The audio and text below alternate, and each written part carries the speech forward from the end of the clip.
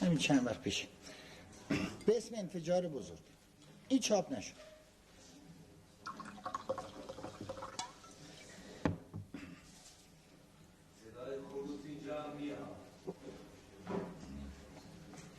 میگویم چرا یکی زنگ نمیزند بگوید فضل الله خان اولین دندان پسرم کیومرث همین امروز صبح نیش زد.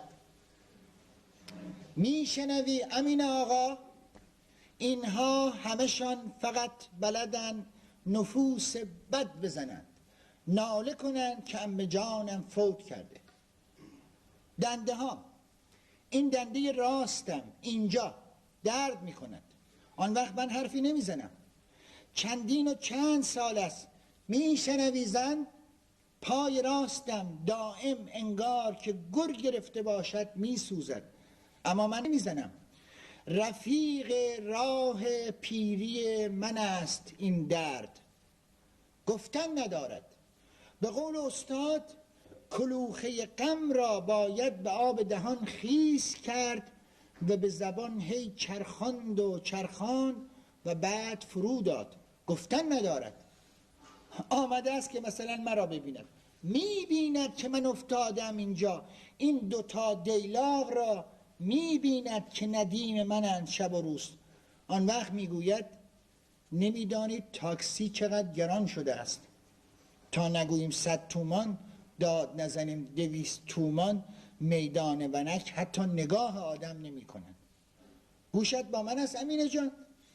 اصغر داداش محمد یعنی آمده و دیدن عمو جانش که من باشم. گفتم چه خبر عمو؟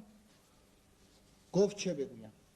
گفتم یک چیز خوب بگو عمو، خبری که دل من را شاد کند.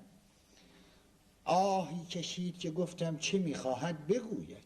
میفهمی؟ میگفت کرایه رب و رب من را در آورده، هرچی از این دست میگیریم از آن دست میدهیم به صاحب خانه. گفتم عمو زنت چی میپوشد؟ گاهی که میروی خانه و مثلا یک شاخ بیقابلیت نرگس بهش میدهی دست نمیاندازد دور گردنت؟ شنیدی چی جوابم داد؟ گفت دلت خوش است عمو. دروغ میگویند امینه، باور کن من میشناسم این مردم را. اگر شاد باشند سورسات بزمی را بخواهند بچینند اول پرده هاشان را کیپ تا کیپ میکشند، اما وای اگر عمه دختر عمه ایشان بمیرد یا حتی پای خواجه با خواجهشان ناغافل مو بردارد، نه که بشکند، فقط مو بردارد. آن وقت بیا و تماشا کن که چطور میکنندش توی بوق که آی ایها الناس. آن وقت دیشب خواب بودی تو، من بیدار شدم دیدم صدا می آید. گوش که دادم فهمیدم باران میبارد، نر میبارید و گاهی یکی دو تا به همین شیشه میخورد. خواستم چراغ روشن کنم که ببینم، گفتم بیدار میشد. خوب دست بردم آهسته تلفن را از عسلی برداشتم گذاشتم روی سینه‌ام. میخواستم به یکی زنگ بزنم که بلند شود، اگر میتواند چراغ روشن کنم، برود توی حیاط، برود توی مهتابی، سرش را همینطور کجکی بگیرد زیر باران تا دانه های ریز و سرد بخورد به پیشانیش، بچکد روی گونه هاش. همینطور هم فق گریه میکردم و فکر میکردم به کی تلفن کنم که نگوید زده به سرش. راستش باز ترسیدم که تو بیدار شوی و دیگر بیخوابی بزند به سرت. بعد گفتم خودم بلند میشم، خودم را اول میکشم بالا، مینشینم، میچرخم، بعدم دست دراز میکنم یک دیلاغ به زیر این بغل و یک دیلاغ به زیر این یکی، بلند میشم، خورده خورده میروم تا برسم به در، برسم به آسانسور. بعد دیگر میتوانم به مشرحمت یا آن یوسف یا هر کس که نگهبان ورودی ما باشد بگویم کمکم کند بروم تا حیات ساختمانم. نشد. این تن وفا نکردم این آقا، نامردی کردن این دوتا پا. گله ای ازشان ندارم. مرا راهها بردند، به بیراهه هم رفتم، به تو نگفتم از ابقلی بودم، عاشق بودم. میرفتم توی کوچه، این طرف و آن طرف را می پاییدم و می پریدم، لبه دیوار را می گرفتم و به یک خیز می رفتم بالاش. سگ کی بود ترس. بیدار بود، می شنید، می گفت توی فضلی؟ می گفتم مگر یکی دیگر هم هست؟ می گفت داد نزن، بیدار می شوند. آن وقت اینها فقط از ارز حرف می زنن که مثلا شده 200 و چند، بلکه اخیراً گرونتر هم شده. طوری هم میگوین انگار میکنی که اگر 10,000 تایی خریده بودن حالا روی گنج قارون نشسته بودن. توف به این روزگار، صفت ندارند این مردم. نشده به جان خودت یکیشون یک روز بیاید که ببین چه پیراهنی خریدم. دل من که هنوز هستش میزند، میگویم بکن دختر این روپوش را، بچرخ ببینم چین چین دامنت را. میگوید من دامن نمیپوشم. شنیدی چی گفتم؟ صفیه گفت من همیشه بلوز و شلوار تنم میکنم، راحت تر است. این هم از اقبال من. آن دامن سفید و سرخش یادت هست؟ باید یک جایی گذاشته باشیمش. همین چند سال پیش دیدمش و گرفتم جلوم و هی زار زدم. از خوشحالی بود. باور کن یادم آمد میچرخید و دامن چینچین سرخ و سفید دور آن پاهای کوچک توپل و سفیدش میچرخید. میگوید من بلیز و شلوار میپوشم. یه میگوید گرمتر است. گفتم توی خانه جلو حاج آقاتون چی؟ گفت بابا کسی دیگر حوصله این حرفها را ندارد. ای وای، اگر می توانستم، اگر تو بودی و کمکم می کردی، می توانستیم دوتایی بگیریمش و بخوابانیمش روی همین تخت و من 2 شلالی می زدم و آن کفل نازنینش جگرم حال می آمد. می گفت بچه ها تا بوق سگ پای تلویزیونن، آقا محمود هم تا بگویی چی خورخورش بالاست. راست که نمی گوید. زمهریر که نشده هنوز. راستش را بگو پیرزن، آن بیرون چه خبر است؟ پشت این پنجره آن طرف این دیوار چه می‌گذرد که آقا محمود به دختر من هر شب خدا پشت می‌کند و تا صبح هی خورناس می‌کشد و این صفیه بی پدر هی فرت و فرت سیگار می‌کشد و به پنجره نگاه می‌کند تا کی صبح شود، تا باز بلند شود و اول بچه‌هاش را برساند، بعد برود اداره کاکلش را بدهد تو و نمیدانم باز مقنعش را زیر گلوش سنجاق کند تا 3 یا 3:30 همش مواظب باشد که موهاش نیایند بیرون. خودش گفت به من آتش گرفت دلم، میشنوی زن؟ پرسیدم کدام دیواران بیرون میافتد، کجای این فلک سوراخ میشود اگر موی دختر گنب گل من یکم فقط به اندازه این بتجقه روی این دستمال عسلی از لبه مقنعش جوانه بزند. گفتم کی میترسد از دختر من؟ بفرمایید. همین دیروز توی روزنامه خواندم که 15 میلیارد سال از آغاز هستی این آسمان و این زمین میگذرد. عکس آغاز خلقت را هم گرفته بودن. تازه گوشت با من است، میلیاردها میلیارد سال هم باید بگذرد تا هر ذره هی تجزیه بشود و هی هوا سرد بشود. هوا که سرد نشده، زمهریر که نیست بیرون، از زمهریر هم بدتر باید بشود. همین دیروز بود که آن رنگ نارنجی غروب افتاده بود با آن دیوار. آن وقت صفیه میگوید شربت سینه نیست بابا. آقا محمود 10 تا داروخانه را بیشتر رفته، داروخانه بنیاد هم گفتن ندارن، رفته ناصر خسرو پیدا کرد.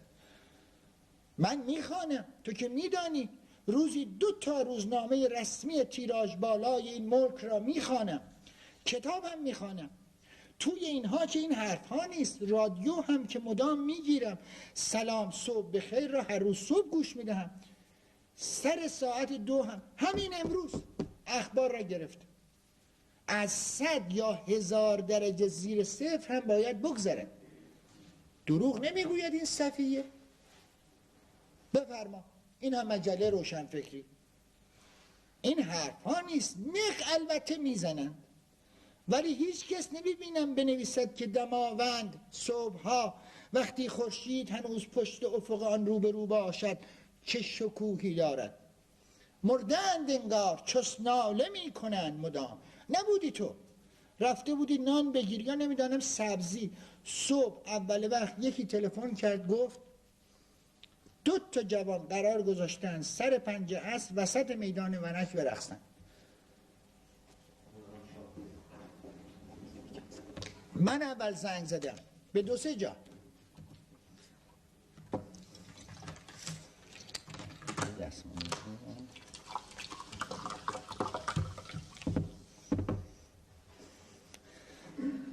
من اول زنگ زدم به 2-3 جا، همینطور شماره میگرفتم و همین را میگفتم.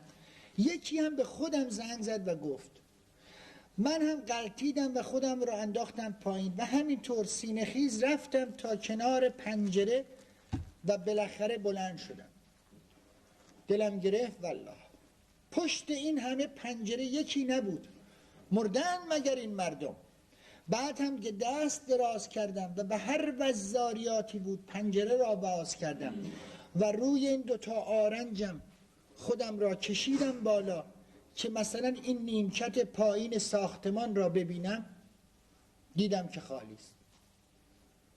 آن یکی هم که جلو ورودی 3 هست خالی بود. کجا هستند این جوانها که 2 تاشان نمی آیند روی این نیمکت زیر این پنجره ما بنشینند؟ دخترک آن سر و پسر این سر و بعد یکی روی چوب نیمکت به ناخن خط بکشد و بپرسد خوب چطوری؟ و آن یکی هم بگوید خوبم. و باز آن یکی دور و برش را نگاه کند، دست بر چوب سرد نیمکت بکشد و بگوید خوبی؟ و دختر بگوید بد نیستم. اشکم پاشید والله. خودت که دیدی، نگفتم بهت. ترسیدم که باز زنگ بزنی به آن صفیه یا زنگ بزنی به آن الدنگ بی غیرت که من پس این باباتان بر نمی آیم. گفتم دیر کردی. دلم شور زد. دلم شور میزند وقتی نباشی، وقتی بروی و هی من گوش بدهم و هی صدایی نیاید. سرما سرما میشود. میشنوی همین آقا؟ سردم میشود و هی دلم شور میزند برای آن صفیه و صدیقه، حتی دریغ از یک بند انگوش کاغذ. پسر کاکل به سرتان هم که دستش به دهنش میرسد حتی وقت نمی کند هفته 1 بار تلفن بکند که چطوری بابا؟ کی بود زنگ زد؟ گفت چطوری بابا؟ گفتم من خوبم میسازم. تو چطوری؟ هنوز هم ماهیگیری میروی؟ گفت ساعت خواب بابا. گفتم آخر نامرد، جمعه را که ازت نگرفتن، دست و زن بچه‌هات رو بگیر و برو کنار رودخانه چند تا ساندویچ هم توی راه بگیر تا طلعت ناچار نشود باز غذا درست کنن. قلاب هم که داری، بنشین کنار رودخانه روی یک تکه سنگ. توی حرف من دوید که بیداری بابا. گفتم من 65 سال و 3 ماه هست که بیدارم، تو خوابی نامرد. بعد هم گوشی را گذاشتم. برای همین زنگ نمیزنم.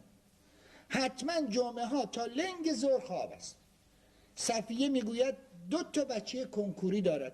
اگر بخواهد برایشون معلم خصوصی بگیرد کم کمش ساعتی 3 تومان میشود، محصول 3000 تومان هم. راست میگوید این صفیه. دانشگاه آزاد رشته پزشکی کرمی کم میگیرن. پس چرا توی روزنامه ها همین راحت ها نمی نویسن؟ اما از من بشنو امین جان، گیرم که قحطی باشد گرانی باشد. اما یک چیز دیگر هست، یک چیزی که من نمیفهمم. آن پایین یک اتفاقی افتاده، کسی مرده که من صدای تار همسایه را نمیشنوم، مدتی است نمیشنوم. یادت هست گفتم برو ببینین همسایه زیری نمرده باشد؟ گفتی نه، صداشون میآید. گفتم من هم میشنوم. آن شب از صدای جیغ زن و یا نمیدانم دخترش بیدار شدم، اما آخر نمیزند. یادت هست که عصرها سر ساعت 3:15 در گوشی بیداد نیم ساعتی میزد؟ تو گفتی تار زدن هم دل و دماغ میخواهد. دل و دماغ؟ خوب با بی دل و دماغی بزند تا دل و دماغ پیدا کند. نه، خبری هست، یک چیزی هست که صفیه هم نمیداند، تو هم نمیدانی. بیرون که میروی همش مواظبی که مبادا بیفتی و مثل آن دفعه لگن خاصرت بشکند. برای همین دور و برت را خوب نمیبینی. نگاه کن زن، ببین چه خبر شده است. 15 میلیارد سال از آن انفجار بزرگ تا همین حالا هی این سنگ و کلوخ ها چرخیدن و هی به هم خوردن تا شدن ما. شدن دو جوان که دو طرف نیمکت بنشینن و هی یکی بگوید چطوری و آن یکی بگوید خوبم و هی کنسرک بیاین کنار هم. آن وقت ما مردم خم نمیشویم زمین را ببوسیم. حرمت باید گذاشت، کفران نعمت میکنند این مردم نمیرقصند. مثل کهکشان شیری خودمان که هی دور خودش چرخ و نیم چرخ میزند. گوش میکنی امین آقا؟ این پنجره ها رو نگاه کن. توی هر بلوک همین شهرک اکباتان اقلا 200 تا 400 خانوار آدم هست. همه هم پنجره ها را بستن. تازه اگر هم باز باشد فقط زلزله تلویزیون میآید. نگفتم برات رفته بودیم کنار یک چشمه بالای ده خسروآباد، طرف های چهارمحال. من بودم و 5 تا از دوستان، 2 تاشون نیستن. شاید هم باشن اما نشنیدم که باشن. چشمه استخطوری بود که از تهش آب می جوشید. ما همان روی صفه زیر یک نارون کهن کنار استخر پتو می انداختیم یا گلیم و از صبح تا شب یا توی آب بودیم یا این طرف و آن طرف ولو می شدیم. آبش آنقدر سرد بود که وقتی بیرون می آمدیم دندانهامان تریک تریک به هم می خورد. اما ما می دویدیم یا دست و پایی تکان می دادیم و باز از نو می پریدیم توی آب. هر روز هم یکی آشپزی می کرد. قرار هم بود هیچ کس نه کتاب بیاورد و نه نمیدانم شطرنج یا کاغذ. استاد را که دیده ای او هم بود. 6 روز ماندیم. شبها هم میرفتیم خسروآباد توی مدرسه ده میخوابیدیم و صبح باز برمیگشتیم سر چشمه. اسمش را هم گذاشته بودیم ییلاق و قشلاق. غروب هم که میشد هر شب یکی مجبور بود سرمان را گرم کنه، برقصد یا نمیدانم آواز بخواند یا قصه بگوید یا یک بازی اختراع کند. آخرش هم بهش نمره میداد. شب 4 نوبت استاد بود. گفت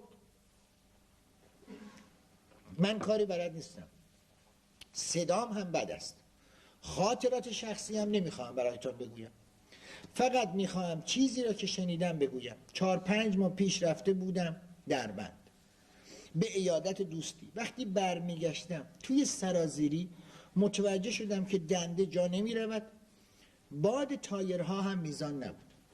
سر پیچ توی سرازیری دیدم یک مکانیکی هست. نگه داشتم و عقب زدم تا کنار دکانش. پیرمردی بود. گفت که باید ماشین را ببرم توی دکان. کلی جلو عقب کردم تا بردمش سر چال. دست تنها بود. گفت نیم ساعت همین دور و برها قدم بزنید تا درستش کنم. من رفتم کنار نهر، دیدم چه آبی دارم، سایه غروب و نمیدانم سایه یک شاخه خشک افتاده بود توی آب. نشستم همان لب نهر و همینطور نگاه میکردم. زلال بود و آب هی غلط میزد و میرفت. یک دفعه دیدم پیرمرد مکانیک کنارم ایستاده با دستمالی پایش را پاک میکند. پرسید قشنگه ها؟ گفتم بله. گفت خیلی قشنگ. گفتم خیلی. گفت بله میبینم، 40 سال است میبینم.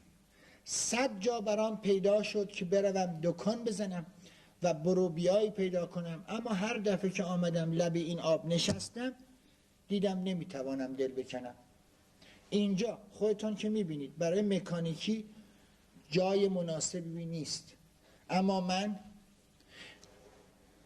میدانی آخرش چی گفته بود امین آقا؟ مکانیکی گفته من گرفتارم آقا، گرفتار خم این باریک خیابان و این نهر. گرفتار نیستند این مردم. مثلا میآید که مرا ببیند، کتابی هم برایم آورده، اما ننشسته شروع میکند به ناله که بچه ها خرج و مخارج سرشان نمیشود.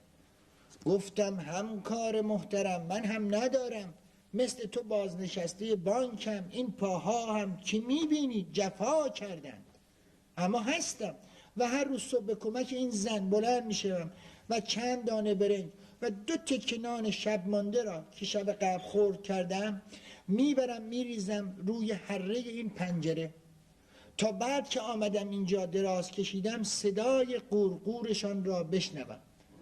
نمیبینمشان، فقط صداشان میآید. وقتی هم میپرند اگر یکیشان اتفاقا از این طرف بپرد رو به غروب میبینمش. گفت خوش به حالت که هنوز برایت حوصله مانده. من که نمیفهمم که غروب میشود یا اصلا خورشید به کدام طرف غروب میکند.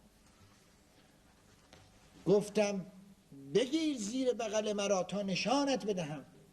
نگرفت. هی حرف توی حرف آورد تا من یادم برود. وقتی میرفت گفت اگر سر بهت نمیزنم باید ببخشی، گرفتارم به خدا. گرفتاری دارد. گرفتار نیست این صندوق دار سابق بانک صادرات. آن بابا گرفتار بود. استاد میگفت از آن وقت تا حالا من در بند نرفتم، حتما گرفتار نشدم. بهمن گفت قبول نیست، باید یک چیز دیگر تعریف کنی، چیزی که سر خودت آمده باشد. جناب صداقت گفت نه باید برقصد. استاد گفت باشد میرقصم، اگرچه هیچ وقت نرقصیدم. خوب رقصید، خوش بود بدنش، مثل نسیم اون شب میخواست برقصه. خوب رقصید، خوش بود بدنش، دست و پاش انگار چند تکه چوب بود، اما رقصید. میشنوی امین آقا؟ رقصید و هی سر و دست تکان داد، چرخ و نیم چرخ زد و هی مثلا قر به کمرش گذاشت. بالاخره هم نشست و یک دفعه زد زیر گریه. میگفت من نمیتوانم. کجاست حالا؟ گوشت با من است؟ گفت نمیتوانم، من هیچ وقت نرقصیدم، ترسیدم که برقصم یا بخوانم، حتی توی حمام تک و تنها صدام را ول بدهم. میترسند آن پایین شاید، مثلا این همسایه زیری که دیگر در گوشی بیداد نمیزند. شاید هم خبری هست که نمیخواهید به من بگویید. خبری شده امین آقا؟ مرگ بچه ها راستش را به من بگو. این مدت که من افتادم رقصیدن که بر نیفتاده، کوچه باقی خواندن، گرفتار طره زلفی شدن. من میخواهم بفهمم، حق دارم. وقتی میشود عکس آغاز خلقت را گرفت، چرا من نتوانم بفهمم که در آن 30-40 متر پایین پشت این ساختمان چه خبر است؟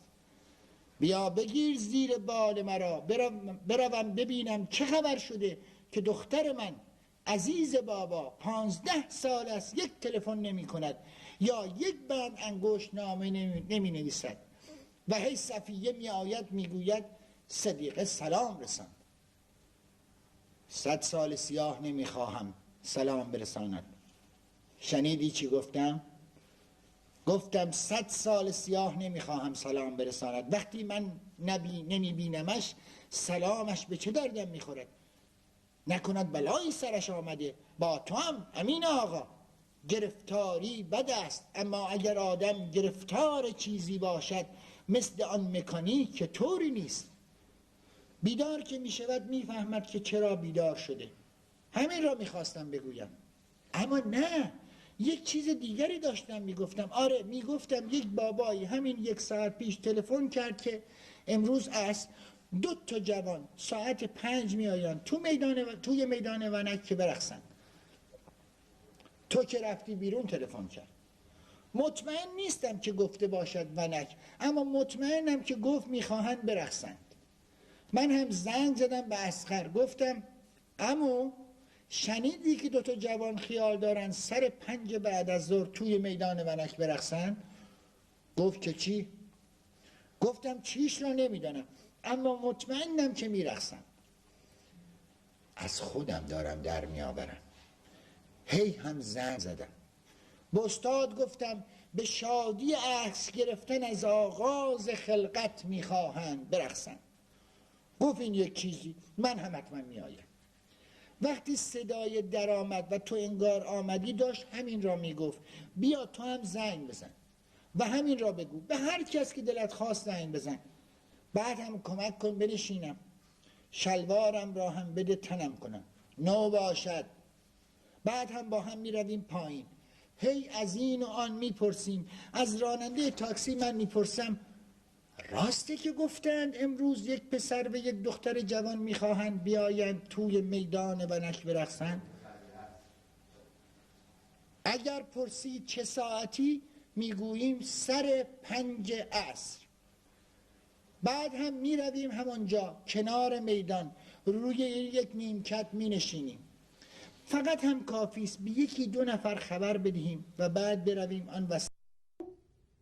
اگر سر 5 2 تا آمدن که هیچ، اگر نه این دیلا را تو میدهی زیر این بغلم و آن یکی را هم زیر این، تو هم بلند میشوی و بعد 2 تایی شنیدی چی گفتم امین آقا؟ چرا حرفی نمیزنی؟ متشکرم.